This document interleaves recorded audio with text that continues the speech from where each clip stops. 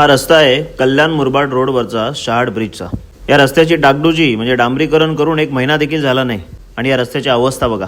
खरं तर हे सगळं असं बघितल्यानंतर आठवण येते ती हिरोजी इंदलकरांची। महाराजांचे एक विश्वासू शिलेदार, महाराजांच्या आदेशानंतर ज्यांनी रायगड बांधून पूर्ण केला ते हिरोजी इंदलकर। इमान काय असतं बघा, प्रामाणिकपणा काय असतो आणि राज्यासाठी राष्ट्रासाठी समर्पण काय असतं हे त्यांच्याकडनं शिकायला पाहिजे। आणि आत्ताचे आपले दळभद्री सगळे अधिकारी, नेते, राजकारणी, हे PWD डिपार्टमेंट आमचं 1 महिन्यात रस्त्याची ही अवस्था आहे। रायगड त्यावेळेला बांधून पूर्ण झाला, त्याचं काम अजूनही साक्ष देतंय।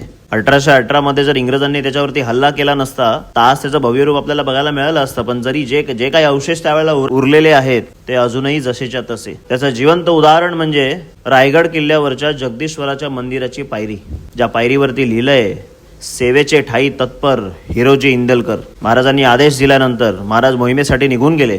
रायगड किल्ल्याचं बांधकामाचं काम चालू झालं। काम चालू असताना पैसे संपले। आता महाराजांचा आदेश आहे स्वराज्याची राजधानी बांधायची। हिरोजी इंदलकरांनी काय करावं? आताचा एखादा इंजिनियर असता तो पळून गेला असता किंवा काम अर्धवट सोडून दिलं असतं। का? कारण पैसे संपले। हिरोजी इंदलकरांनी स्वतःचं राहतं घर विकलं, स्वतःची जमीन विकली आणि त्या पैशांनी स्वराज्याची राजधानी बांधून पूर्ण केली। त्या हिरोजी इंदलकरांचा आदर्श आताच्या लोकांनी घेतला पाहिजे। हा महामार्ग आहे, महामार्गावरच्या ब्रिजवरती या रस्त्याची अशी अवस्था होते। आता या रस्त्यावरती खड्डे पडलेत, त्या खड्ड्यांमुळे ट्रॅफिक होते। एखादी ॲम्ब्युलन्स आली तर ॲम्ब्युलन्स त्याच्यामध्ये अडकते। राज्य सरकार ह्याला जबाबदार असते।